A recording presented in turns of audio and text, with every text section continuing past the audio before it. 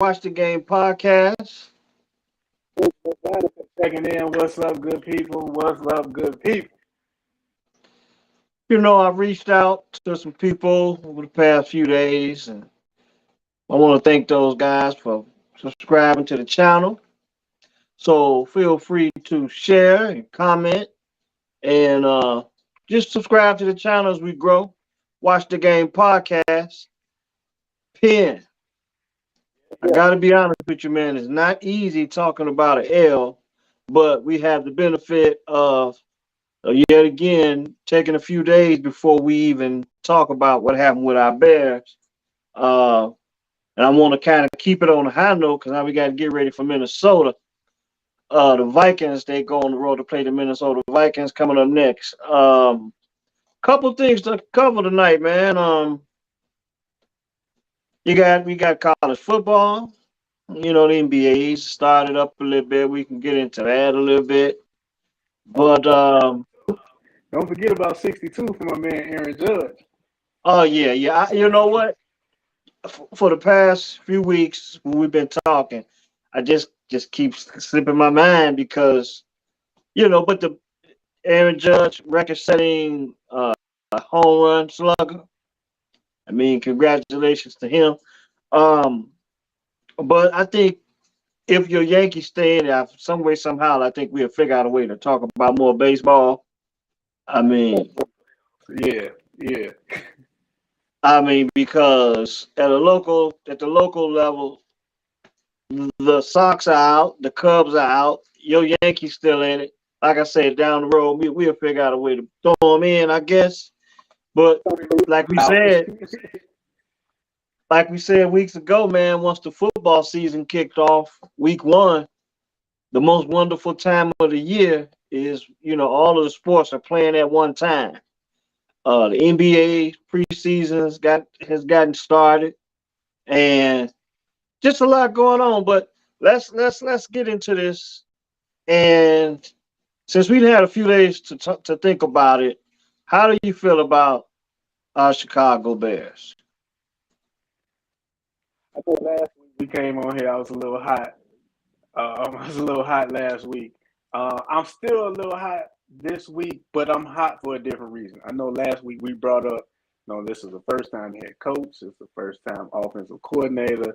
Justin Fields only got a handful of starts under his belt. So we got a lot of new people in first-time positions trying to make an impact in probably the hardest league, the most comprehensive team sport that there is out there, right?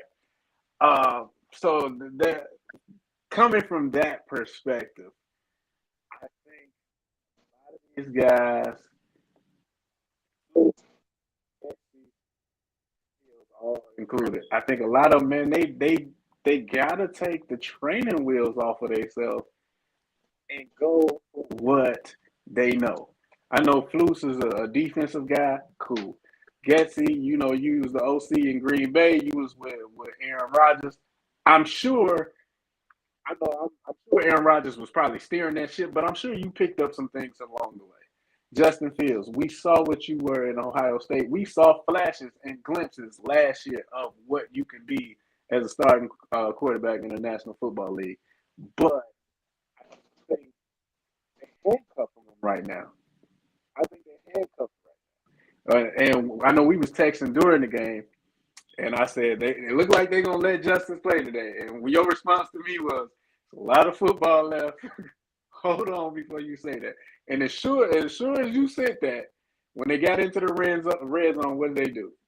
They tightened it back in and didn't want to let him play. And that's just not going to cut it, especially on a team where it's, I guess, we talent deficient when we playing most other teams in the league.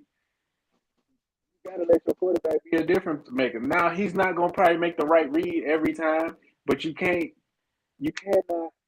put him back in situations where, Justin, we need you to read all the progressions. Because I think a lot of it right now is he's seeing ghosts because the line can't protect him, so he can't get through his progressions.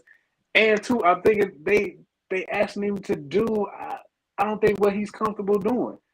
Even if you break it down to how they changed how his footwork is and some of his mechanics or whatever, if it was working, okay, Reggie Miller didn't have a prettier shot, but it was working.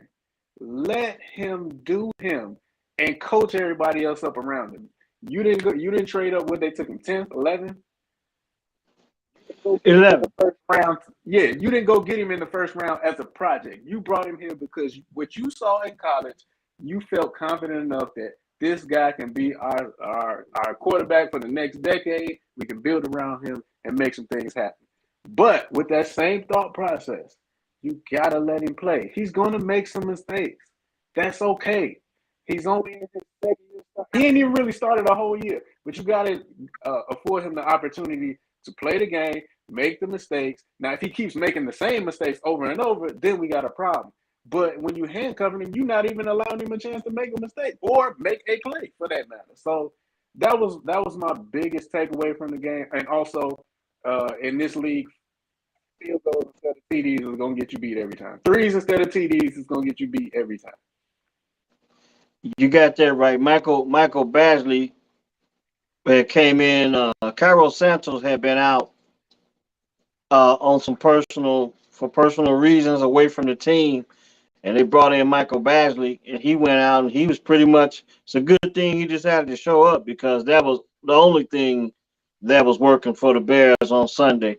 Um, I want to go back to what you're talking about. Luke Getsy is this is his first time being an offensive coordinator in the NFL. Play caller. He didn't call plays in Green Bay. See, and I think what's happening is um, he's getting to know Justin. Justin's getting to know him. But at the same time, now that we're 4 weeks in, going into week 5, and we had a little time to look at these games and to look at the New York game as far as myself. I've had an opportunity to look at this, and Justin is missing some. He's missing some plays from time to time. Part of it is because of the offensive line, and some of them he just flat out missing them because I don't know if he's confident in the receivers. He missed commit on a couple dump offs, and then Mooney ran the wrong route on the play. But what happened was he ended up just wide open, and Justin didn't throw him the ball. I guess he didn't have his head up looking. Um, Also, Justin, I don't understand is sometimes when he scrambled, he runs right into the defense. What I felt like on one of the plays, he scrambled and ran right into the safety. If he was just ran out of bounds, he would have got more yards, maybe even made an even bigger play. I think his vision when he does decide to scramble, his vision could be better, and he's got to stay healthy. He's got to get to the sideline. Now, as bad as I want to see Justin succeed, I'm starting to see some of the things that other people are saying that he don't do well. But I'm not going to tear him down because we know the kid is talented. And I think up to this point, the fan base we got 4 years of what is it, 4 years of Mitchell Trubisky, and then now we're being unfair to Justin, but not giving him the time to develop. It's clear that he's more talented than Mitchell Trubisky. Um, he seems to be more mentally seems to be more mentally prepared than Mitchell Trubisky. Mitchell Trubisky looked skittish from time to time. When you look between his face masks, you can see it in his eyes that he wasn't really confident. But when you look at Justin, I see a confident young man back there trying to get the job done. And the interesting thing about Justin is how he's handling this adversity. And when he came into Chicago with all the hoopla, all the hype, all the expectations, everything was all hokey dory. Everybody was, just couldn't wait to get the kid on the field. And now that he's experiencing some adversity and he's dealing with what kind of a negative media, maybe I don't really want to say it's negative, but they're trying to pick his brain as to figure out why things are not going his way. And I think Justin has found himself where they're putting words in his mouth. So Justin's not just he's not just he's making adjustments on the field and off the field. I mean, he's got a tough situation ahead uh, to be the franchise quarterback in Chicago, because on the field he has to make the adjustments and make the right decisions and plays, and then when he's dealing with the media, I'm starting to see now in some of these press conferences, he's taking a few pages out of Bill Belichick's book. He's starting to get very direct. Yep. Yeah, he's being really direct. He's doing a little bit more listening because he's waiting. He don't want them to put words in his mouth, and that's what they have been doing. It's like, don't get me wrong. He's saying some bonehead things, but like you stated after the Green Bay game, why do they interview these guys right after the game? I mean, it's like they're doing their job, and I mean that's just part of the profession. I mean, I think as Justin grows, he'll be able to just, listen, be a little bit better listener, and then be very cautious as how he answer these questions. And he's learning a valuable lesson about fans and the fan base, and it's going to be interesting to see how, let's say, this thing turns for the better, how he's going to handle the media from that point on, because there's going to be ups and downs. There's going to be ups and downs. And I hope Justin has a long, long, long career in Chicago. I really do. But there's going to be ups and downs. And I think Justin is learning so much about just being a professional on and off the field. Yeah, and to jump on that point, I mean, in Justin's probably football career, this is probably the worst program he's been in as far as winning is concerned. Because I mean, he came out of high school, he was highly touted. Had a lot of success on the high school level. It was him and Trevor Lawrence going back and forth for the number one quarterback in the country. And then he goes to Georgia. Okay, he had a little adversity then. He didn't win the starting job. He left and go to Ohio State, and he was off and running. Again, another winning program. He comes to the Bears, and it's a lot of losing going on. Justin, I don't believe Justin is familiar with losing, comfortable with losing, and I probably if you gave him some truth serum right now, he probably giving a lot of dudes in that locker room some side eyes. He might give some of the calls the coaching staff is making some side eyes like, yo, what are we doing? Like, are we trying to win, or are we just out here playing for participation trophies? And when I say that kind of philosophy and thought process, you can see that kind of come out, especially when the Bears get to the red zone. Like, I think it was a stat that they touted out during the game on Sunday. His first attempt in the red zone was a pass, and then it was 22 straight runs, and that's over the course of going in 3 games. So going into the 4th game, they had ran the ball 22 times in the red zone. Like, take the cuffs off the kid, let him play, and I know he got to be feeling that. And I text you, and we text back and forth during the game. I said, I feel like I am in the trenches with Justin, because not that the media is being negative, but you can feel this thing starting to turn based off of the Mitch Trubisky, based off of the questions that they asking him, based off of what was that the press conference, I think after the Packers, when he had to come out and set them straight a couple days after the game because they had misquoted him on some stuff. You can feel this thing starting to turn. So now it's not we just watching the game. Now I'm actually in the game with Justin because I want to see him succeed here in Chicago. And I do too. I mean, but I can't deny it. I'm starting to, like I said, you guys gonna get used to hear me say this as I watch football, basketball. I have learned as a fan to appreciate what goes on, and maybe what goes on in preparation and practices for these professional athletes. And I've learned to just kind of watch how they prepare and how they react to adversity and how they react to success. And it's just like I'm looking at it with Justin. I'm like, I'm really starting to see some of the things. As much as I like him, I'm starting to see what he needs to develop. And when they said he was holding on to the ball, I'm seeing a little bit of that. But then you got like the pass he threw to Mooney. It's like you have the flash every now and then. He He clearly has the talent, but I just don't think the Chicago fan base have the patience. And all I can think of is if you want instant gratification, go get some microwave popcorn because this gonna take a while. You got this kid, you got to put him in the oven.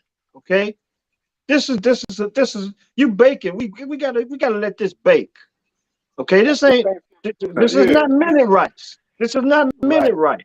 Okay, and if you want instant gratification, go get you some microwave popcorn. Okay, but everybody knows that the best popcorn is the one you put in the skillet, you put the oil in there, you let it get hot, and you let it pop up. And it takes a little time to get that popcorn, if you get what I mean. Yeah. So we have to allow Justin to grow. We can't put the Mitchell Trubisky experience on his back. We can't put the 37, 38 years of not being a Super Bowl winner on his back. We can't put the Lovey Smith, what was that, '06 Super Bowl winner, Super Bowl loss to the Indianapolis Colts. That's not on Justin. That's not on Justin. What I would hate is for them to run this guy to town because I really believe this dude is a winner. But I don't know if Chicago has the patience to wait on him to develop. I mean, you stated a while ago that this was not Ryan Poser's guy, it's not Luke Getsy's guy. And you thinking, if it don't work out, they're gonna just run and get someone else, Bryce Young, CJ Stroud, and somebody like that. But There right now. Yeah. but you have to put more emphasis on the fact that Luke Getsy is a first time offensive coordinator. And his next I mean, 4 games in. I mean, think about it. Justin's got more starts than Luke Getsy has games called in the NFL. And it's all under construction. The good thing is Luke Getsy, no other team can actually say he has tendencies yet. Because I believe this offense is under construction. I believe they're still installing plays, and I think they're still trying to figure out what they like, what works based on the personnel. And this is why it's not easy to sit back and watch them lose. But as a coach, I understand that it's going to take time. So I have a little bit more patience than most fans, and that's why I say coaching has really allowed me to become a better fan because I think I understand what's going on. I'll give you that and echo with. And I'm not questioning. This is just I'm playing devil's advocate right now. If you got a kid like Justin, that's your quarterback that you drafted, but then you hire a defensive minded head coach, well, you're probably going to have some issues.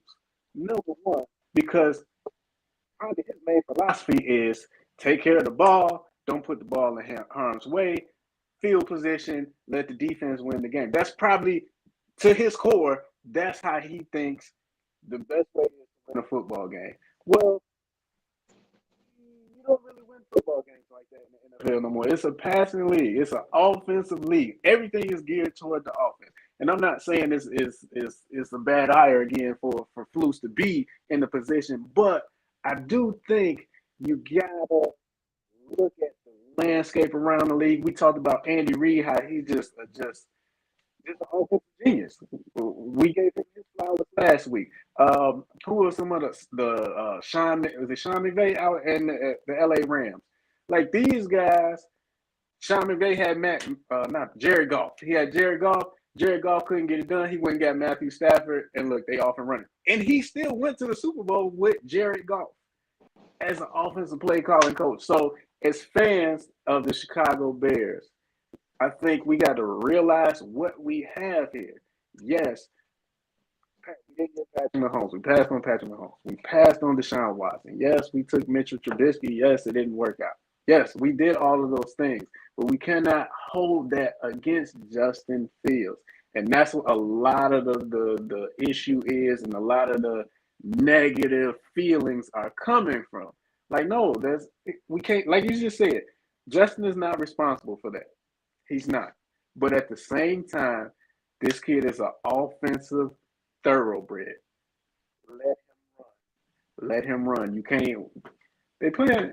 They playing Jim Harbaugh football. That's what they doing. Well, I mean, I think the reason why me and you feel this way about Justin is because we had an opportunity to watch him play in college and really focus on him because you being a Michigan fan, you didn't probably couldn't stand him at the time, but you had to know what he was doing because sooner or later your Wolverines will be matching up with him. So you understand what he could be, and I do too because I watched him a little bit in college, but I don't most fans I don't think they watch a ton of college football. I mean, I don't know if a lot of Bear fans watch a ton of college football to the point where they week in and week out. We have to look at Justin week in and week out. And let me go back on that statement because you're talking about Justin Fields playing at Ohio State, playing in the big time bowl games. So I'm gonna take that back. Playing in the Big Ten, I'm gonna give the Bears fans some credit.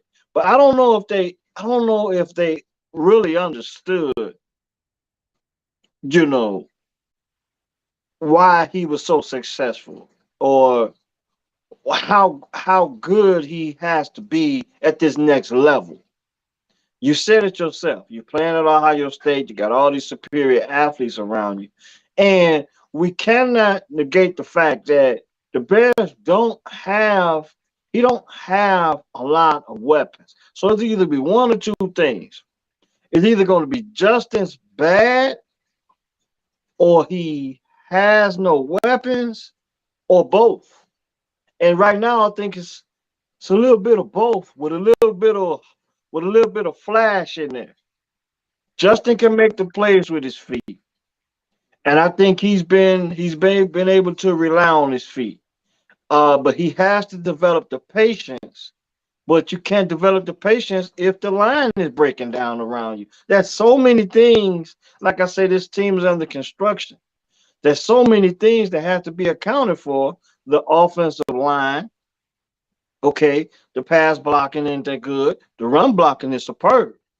I mean, it wasn't all that well against the Giants, but the pass blocking needs to be improved. You got Cody White. I think he just went down with an injury. I think he's going to be out for a while. Sam Mustipher, he got blew up at the center position against New York. So there's a lot of other people not playing well, and then you got a lack of talent on the perimeters. Okay, okay. See, I would kind of beg to differ there because I would say that I think EQ can be serviceable in this league. I think Mooney can be serviceable. I don't think we have a true number one. I think Pettis can be serviceable. Now, N'Keal Harry, we didn't see much of him with the Patriots because he was hurt a lot. So we don't know what he is. So I'm going to throw him out. But when you got guys coming from playing with under Andy Reid, Byron Pringle, it's a reason he got paid because the Bears looked at what he was doing with the Chiefs in that offensive minded system. When he got his hands on the ball, he could make some things happen, right? Okay, cool. Let's just stay with the Chiefs and just use them as an example. The Chiefs brought in Juju Smith Schuster this year. He's looking like he's having a rebirth.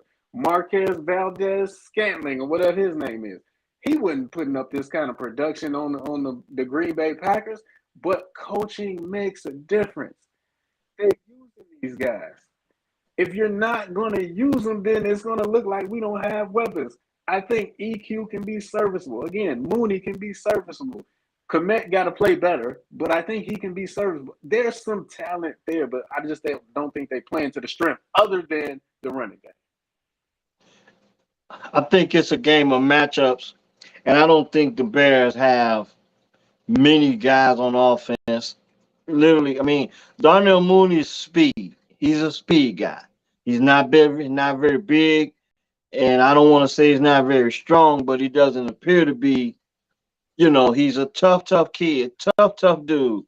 But when you talk about matchups, and you look around, look at some of the teams the Bears have played. We look at some of those, like the tight ends and just some of these really big targets. And I think Justin needs a few big targets. N'Keal Harris, I think he's coming back. I think he just practiced.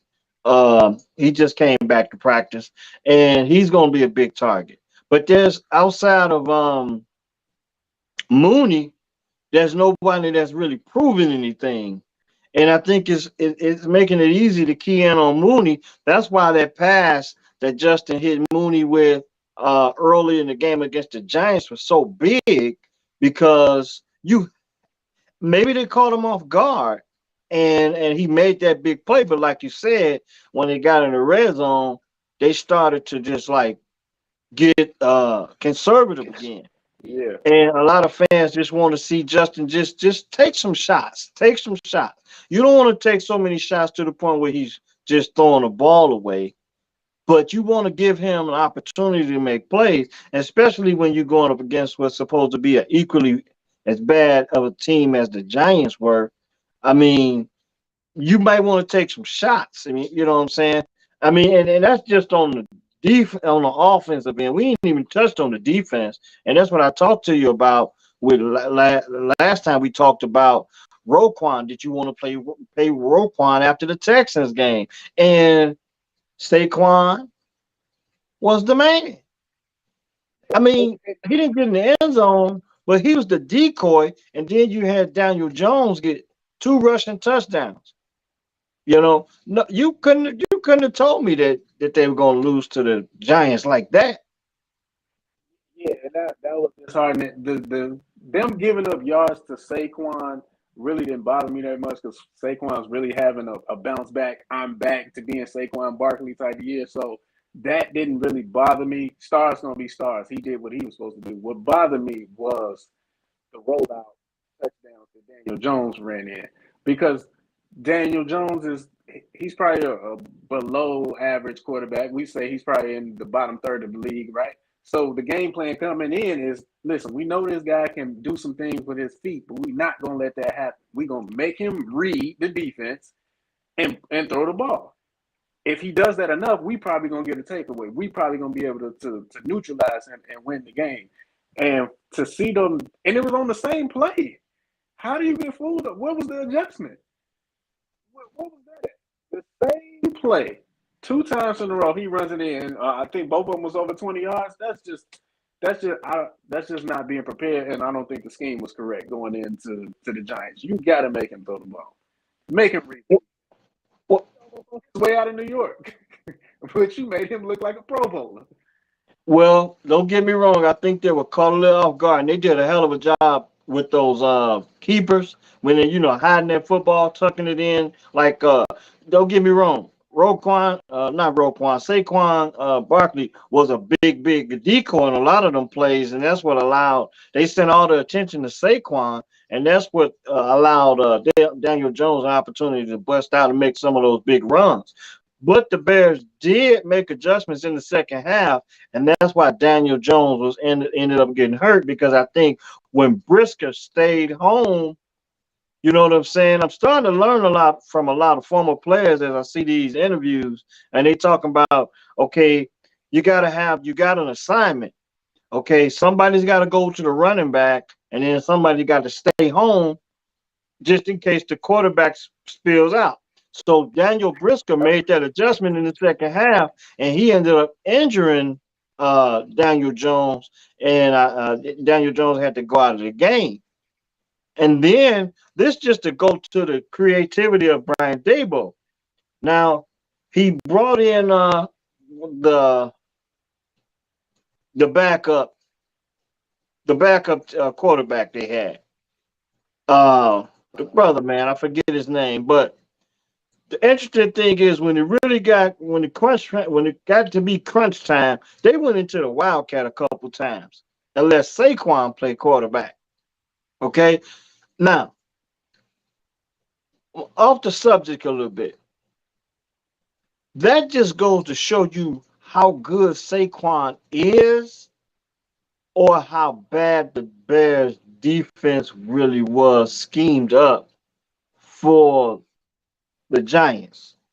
Because Saquon was the most important player on the offense for the Giants.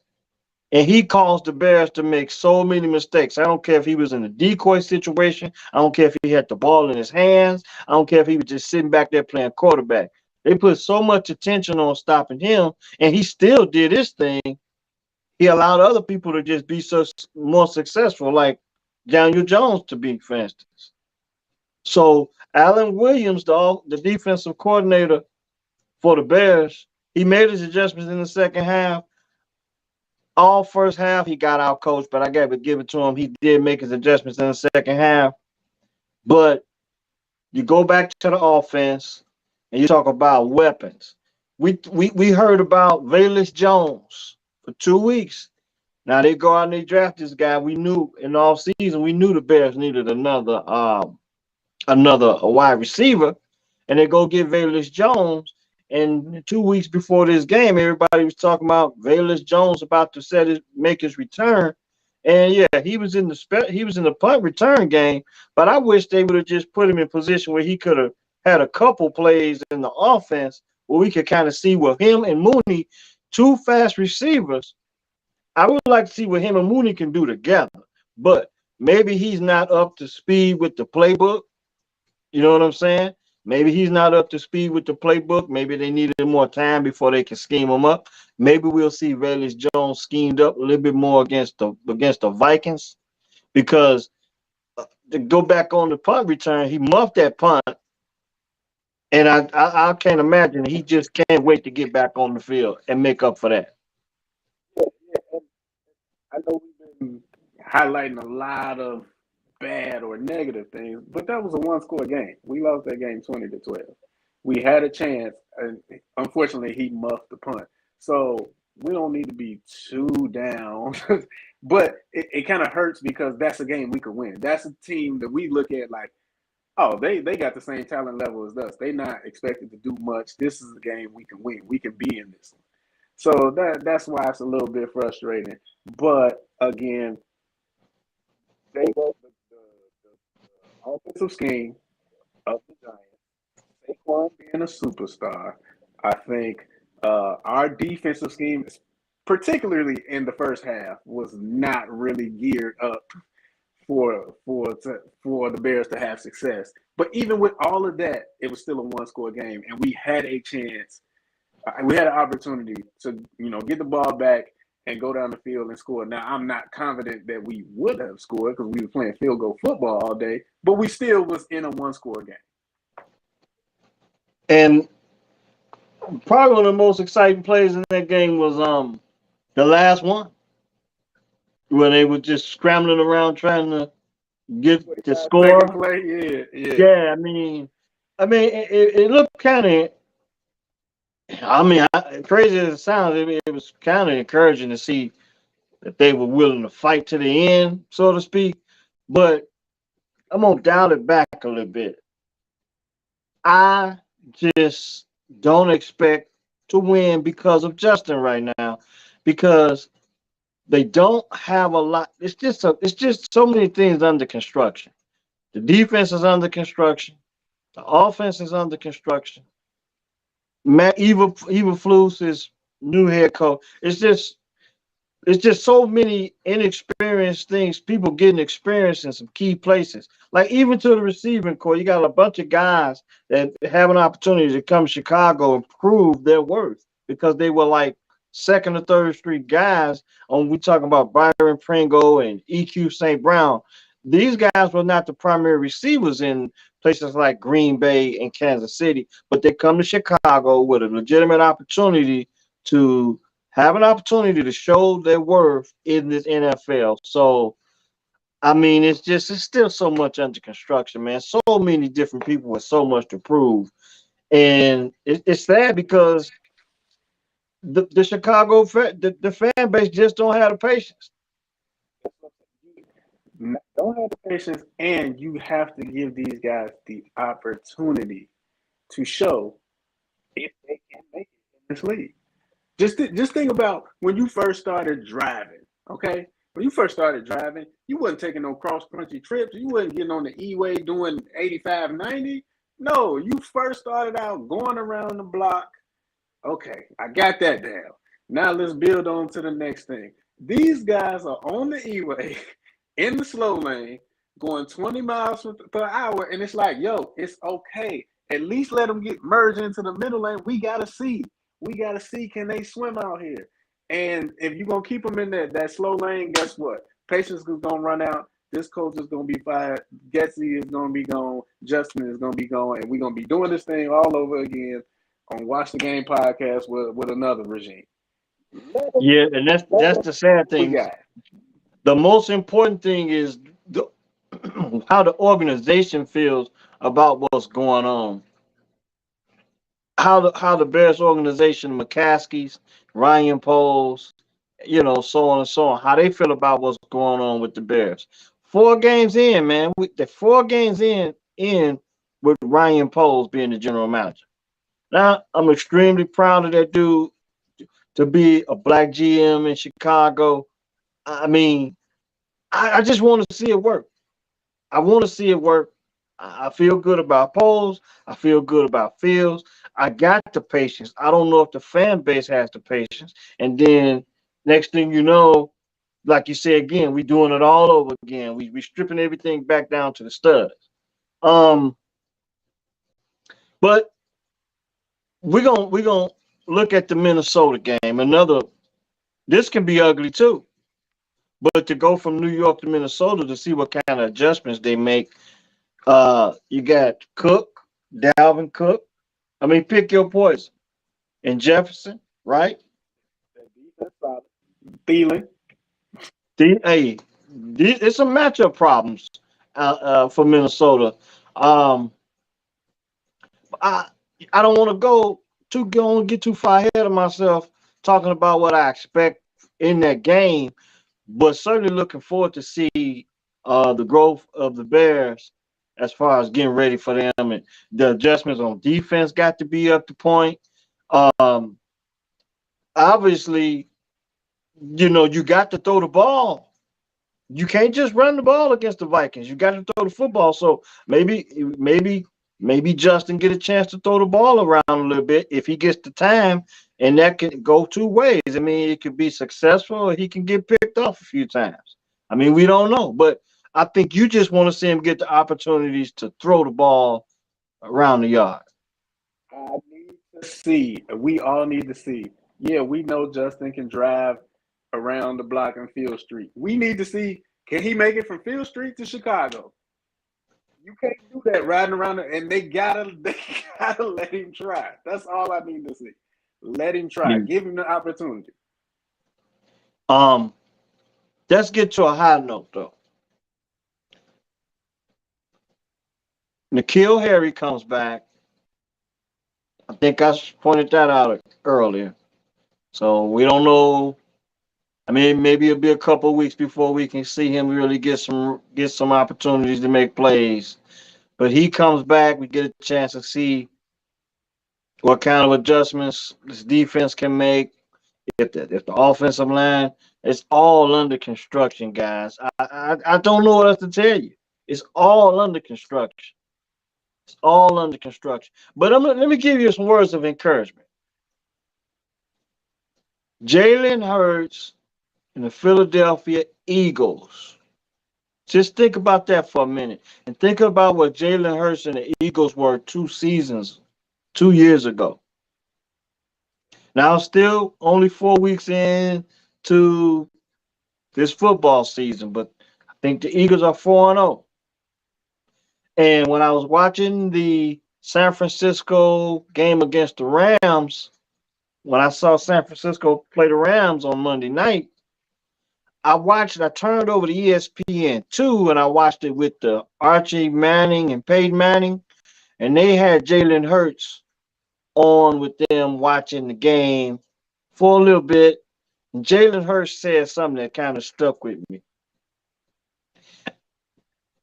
He said that this is his first time since high school where he's been with the same offensive coordinator for 2 seasons in a row.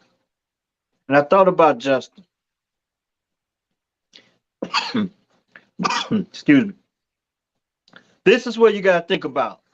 If Luke Getzey and Justin can get 2 to 3 years working together, does the fan base in the organization, most of the organization, have the patience to let them grow? I think Luke Getzey has just as much to prove as Justin. And he gets the opportunity to work with this man for 2 years. Who knows?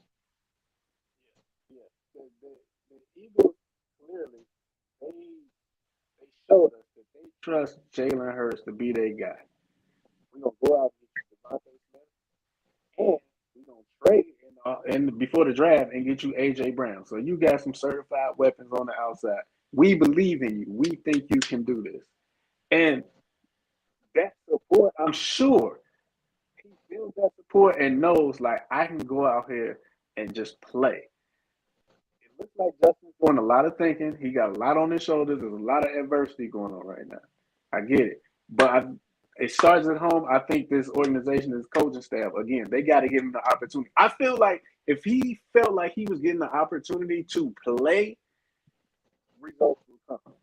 But his frustration, I think, is they not letting me do nothing. They not letting me do nothing. I can't do nothing. They want me to take care of the ball. I can't turn it over. If I do this, then it's the media gonna be asking me this. The organization give him the vote of confidence. Kill all this noise about, hey, we might be looking at Bryce Young or CJ Stroud. Kill all that noise. Come out and say Justin is our guy, and we're gonna see this thing through. That's the one difference I will say between Justin and Mitch. I think the organization was committed to Mitch very early on. It wasn't until that last year that they kind of moved off of him, and you kind of felt that. That's the second year, and it shouldn't be feeling like this already. You don't even know what he can do. Well, I'm going to tell you the difference between Mitchell Trubisky's rookie season and his second year. The biggest difference between that was John Fox, an established head coach, went out and got Vic Fangio. They built that defense, and Matt Nagy benefited from it. 2018. Bottom line, and that's another thing. The Bears fans are still hurting from 2018. I can't. They still hurt, man. And look, Matt Nagy was not the coach of the year, in my opinion, in 2018, but they gave him the award. They interviewed Vic Fangio to be the coach, but they gave the job to Matt Nagy, and they were able to talk Vic Fangio into staying in town for another year. And that's when 2018 happened. And then you get Khalil Mack and Roquan. We went over it once before. I don't think I have to go over again. But if we're gonna compare Mitchell Trubisky to Justin, two totally different things, because Mitchell Trubisky was playing under an established head coach for his rookie season. And then when he played second season, he had one of the best defense in the league. Field position was up. Field position was much better. They were scoring points. The defense was scoring points, because even then, Matt Nagy's offense wasn't scoring any points.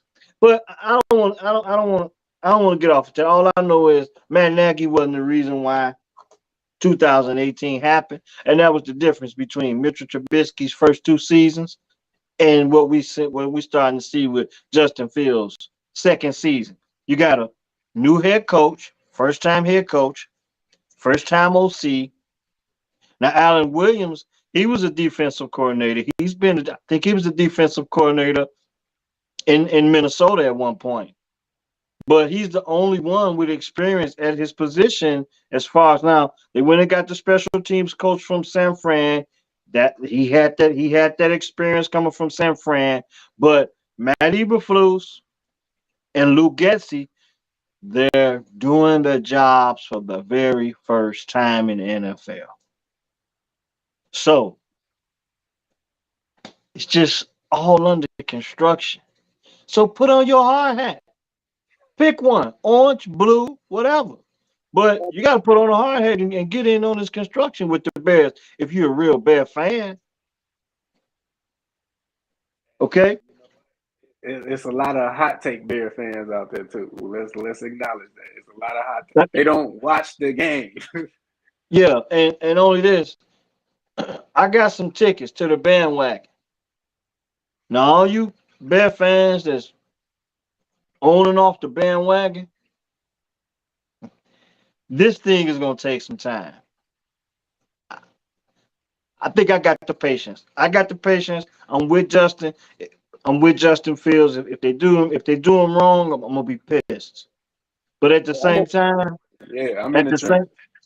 same at the same time, Justin has some things where he has to be better at. I'm just gonna be honest with you. I try and cut this thing down the middle. He has some things that he must get better at, and hopefully they'll give him the opportunity to do it. But you can't do it unless he build that offensive line and get a man some weapons. You can't say he bad and he has no weapons because it's gonna be one or the other. I tell you again, Jalen Hurts, Philadelphia, a couple years ago, they go get him some weapons. AJ Brown, right? Was the kid Miles from Sanders. Alabama, the wide receiver that he played with at Alabama. I forget the kid's name right now. Two two legitimate weapons. Okay? And you see where they at? It's a lot of football to be played. 4-0 Eagles, there's a lot of football to be played. But what I'm saying is that's the type of patience that I hope the organization has with Justin and Luke Getzey, because I'm gonna point out to you again, Jalen Hurts said this is the first time he's been with the same coordinator for 2 years in a row since he was in high school playing with his father. That was a man. That's a lot to be. He said a lot, and I don't know if a lot of people understand. You know when you got to get under the system for a while. Tom Brady, Aaron Rodgers, they had a chance to work under one system for years, and Justin, we just got to be patient with the dude. I can also see that Justin don't want to turn the ball over too. Okay. Bottom line, we got Minnesota coming up. We're gonna get off that train. We gonna talk about the Wolverines. We're gonna finish up with some NBA basketball. Your Wolverines went and they defeated the Hawkeyes, the Iowa Hawkeyes, and I just think I thought that was a big test for JJ McCarthy. Yeah, the game plan was pretty much chug it down, don't turn the ball over. I mean, that was the number one, I think, scoring defense in the nation because the offense hadn't been putting up no points. And going into Iowa, that's always a tough place for teams to play. The record has shown that top five teams go in there and they routinely knock them off. So that was a big start for him, a big feather in his cap moving forward. His first road start, no turnovers. I think he had two touchdowns. I think he threw one touchdown pass. The defense, we seeing some stars develop on the defense. Mike Morris, I can't remember number 18's name. He's a transfer from Bama. But definitely a good win. I was very nervous going into that game because, like I said, Iowa just finds a way to beat top-ranked teams. But getting out of that, and that game wasn't really close. Michigan controlled that game from start to finish. And I think Corm had a big day as well. As always, he's playing his way into the Heisman conversation. That's that's something I hadn't thought about, but you can't deny that. He teams in the top four. I mean, he's getting his Aiden Hutchinson on quietly but surely. And I think if Michigan continues to stay in the top four and he continues to play like this, He has to be in the race. He had to be in the race. Then okay, so Georgia, they dropped from 1 to 2. I told you last week before last, I told you, I said I didn't like the way Georgia played against Kent State. So I watched on Saturday where they played Missouri in Missouri, and they were trailing most of that game. They made a ton of mistakes. Didn't look like the number one ranked team in the nation, so they dropped down to number 2. And then Ohio State beat up on Rutgers. They look like Ohio State.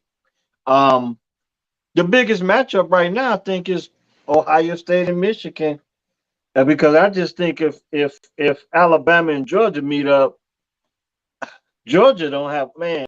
I don't want to get ahead of myself, but I just don't think Georgia's that good. I wouldn't be surprised if they get knocked out of the top 4.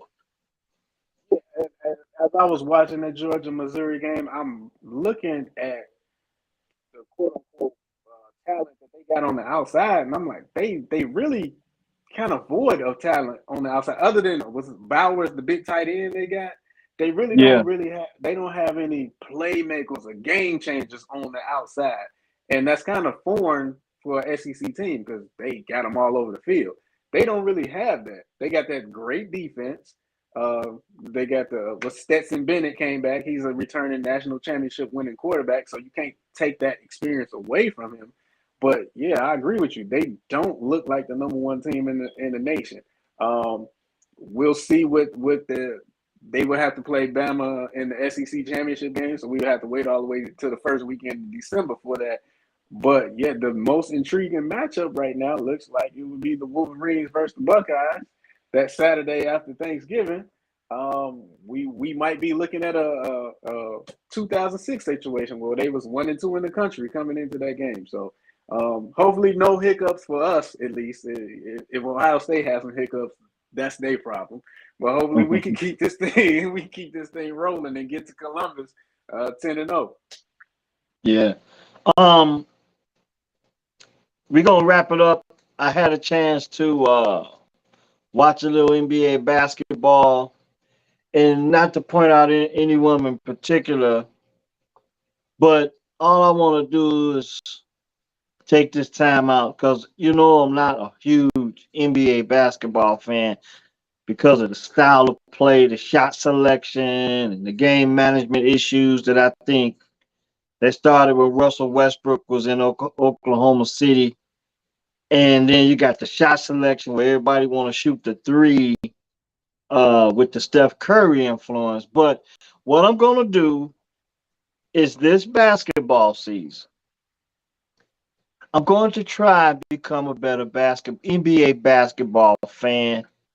And I want to have a little bit more appreciation for what it is those guys are doing out there because I understand this is not our granddaddies and our daddies. This ain't the 80s. It's not the 90s. We playing this positionless basketball, but I just don't think positionless basketball works for every team. I just think that somebody has to play to a matchup and somebody has to play in a situation. What I'm saying is, you see all these teams. You look at the turnovers. We're gonna look at the stats with the discrepancies on turnovers and the percentage teams are shooting from three. Shot selection, turnovers. Shot selection, turnovers, and defense. So I think I'm going to cover the NBA from a little different perspective than most. So watch the game and be ready because I think here we're going to do something a little different as it comes to basketball. Um, I love the game of basketball. I just don't agree with the way it's being played in NBA all the time because I just don't think everybody can play the same. You compare it to like what I've seen. I watched a little bit of the WNBA, and we know the superior athletes in the NBA. I mean, the best in the world. But I looked at the way the WNBA game was played, with more variety, mid range, threes, defense. Just hard, tough defense. They played really hard. I really appreciated how they played the game, and I just really wish. I really wish. I want to see. I want to see more of an effort on defense and rebounding in the NBA. I don't know. Maybe it's just me, but like I said, we're gonna look at the NBA in a little bit different way. I know me myself personally, I am. I'm gonna look at it a little bit different than most this season. I'm gonna try and have a better appreciation for the NBA game because it is not my granddaddy's league anymore. It is not the Dr. J league I grew up on. Sure the hell ain't the Mike league. You know what I'm saying? Not So even the Kobe how League. it's not even Yeah, that. It's not it's even not that. even it's not even the Kobe League, and I'm with you. I'm I think we're gonna get to a point where people are gonna start playing a more taking advantage of the mid-range game more. I'm just waiting for that switch to happen because everybody can't shoot threes right now. It's just a three-point shooting contest. Whoever make the most threes generally wins the game. Um, but I'll be interested. I watched a little preseason so far. I wanted to see what Ben Simmons looked like on the floor after being off. So I watched some of the Nets preseason game versus the Sixers the other day. I'm a Kyrie fan on the court. I can't defend the stuff he be doing off the court, but I think that dude, the way he's so gifted and talented to put the ball in the basket from all three levels, what you just spoke about, variety. Kevin Durant, same way, can score from all three levels. I like watching those guys play. My team is the Miami Heat. Jimmy Butler, again, he's a mid-range guy. He's going to play defense. His effort and intensity is going to affect winning. So I like to see those guys play. But outside of watching Brooklyn, watching Miami, I keep up with what's going on with the Lakers. Shout out Cutter Pac-Man and Sean and Dev because they big Lakers fans. So I keep up with the Lakers for them. But outside of that, I'm really not watching too much NBA basketball other than the highlights. So this year, I definitely, like I said, Brooklyn, Miami. If you want insights on that, I'll be on top of that. And I just want the game to come back from the 3-point shooting contest to get back to some more. Hey, let's shoot some twos. I like the way Kawhi plays. I like the way Paul George plays. It's guys in the league that I like. I Luka dribbling the ball and dominating the shot clock and shooting the ball 37 times. Not really a fan of that. He's a great player, but I'm not really a fan of that style of basketball. So we'll see. We'll see what this season what the season it has in store for us. Let me bring some to your attention. I had a chance. I watched the Bulls game. The Bulls played the Pelicans. And the Bulls picked up Andre Drummond, right? Let me explain to you. I seen something. I was like, damn, this game has really changed. I seen Andre Drummond in a dribble handoff situation.